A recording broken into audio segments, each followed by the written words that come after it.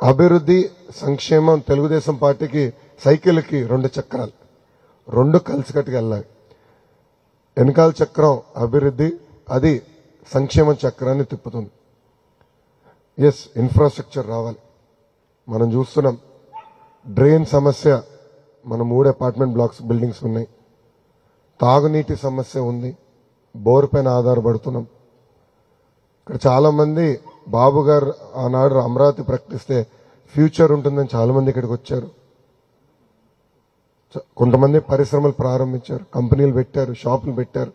ఇప్పుడు అవన్నీ మూసేసుకుని మళ్ళీ ఉద్యోగాల కోసం ఎత్తుక్కునే పరిస్థితికి వచ్చాం. ఇంకా 2 నెలలు ఓపిక పట్టండి, మన ప్రభుత్వం వస్తుంది. మన నినాదం ఒకటే, ఒకే రాష్ట్రం ఒకే రాజధాని, అది అమరావతి. కానీ అభివృద్ధి వికేంద్రీకరణ జరగాలి. సో అన్ని ప్రాంతాలని సమగ్రంగా అభివృద్ధి చేస్తాం, ముందలు తీసుకెళ్తాం. ఒక్కొక్క జిల్లాకి ఒక్కొక్క ప్రాధాన్యత ఇచ్చి ఆ మొత్తం ఎకో సిస్టమ్ క్రియేట్ చేసే బాధ్యత మేము తీసుకుంటామని ఈ సభాముఖం మీ అందరికీ తెలుపుతున్నాం. ఇంకా మంగళగిరికి వచ్చేగల 2019లో 21 రోజుల ముందల నేను తెలుగుదేశం పార్టీ అభ్యర్థిగా ఇక్కడ నిలబడ్డా. చాలా మందికి నేనేంటో అర్థం అవ్వలేదు, మీరు ఎదుర్కొంటున్న సమస్యలు నేను తెలుసుకోలేకపోయా. దానివల్ల ఆనాడు 5,350 ఓట్లతో ఓడిపోవడం జరిగింది. కానీ ఓడిపోయిన దగ్గర నుంచి మంగళగిరిలోనున్నా, ఓడిపోయిన దగ్గర నుంచి మంగళగిరి ప్రజల గురించి ఆలోచించా. మీ అందరికి వర్తించదు కానీ దాదాపు 29 సంక్షేమ అభివృద్ధి కార్యక్రమాలు మంగళగిరి ప్రజల కోసం నేను చేశా. ఇంక్లూడింగ్ ప్రతిపక్షంలో ఉన్న ఐటీ పరిశ్రమని మంగళగిరికి నేను తీసుకొచ్చా. ఈరోజు ఆ కంపెనీలో 150 మంది పనిచేస్తున్నారు. చిన్నదే, నేను పెద్ద కంపెనీ అని నేను అనట్లా, కానీ ప్రతిపక్షంలో ఉంటూ నేను తీసుకొస్తాం కూడా జరిగింది. సో కసితో, ఒక పట్టుదలతో మంగళగిరిని అభివృద్ధి చేయాలన్న లక్ష్యంతో ఈరోజు నేను మీ ముందర నుంచుంటున్నా.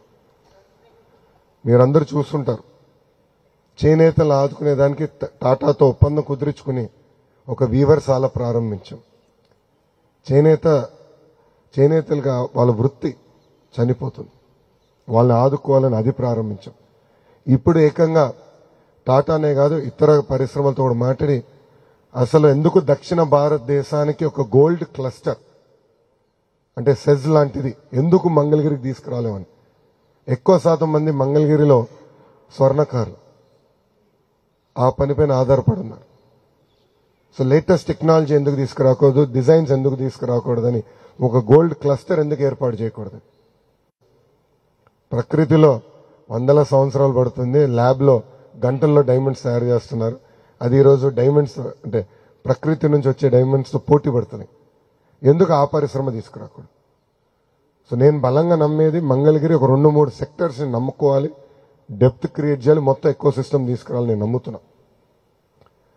సో ఇన్ఫ్రాస్ట్రక్చర్ విధంగా రేపు ఉద్యోగాలు ఉపాధి రూపంలో కానివ్వండి, పెద్ద ఎత్తున మంగళగిరిని అభివృద్ధి చేసే బాధ్యత నేను తీసుకుంటానని ఈ సభాముఖం మీకు తెలుపుతున్నా. ఆంధ్ర రాష్ట్రం మొత్తం మంగళగిరి వైపు చూసి అసూయపడే విధంగా అభివృద్ధి చేసే బాధ్యత నాది.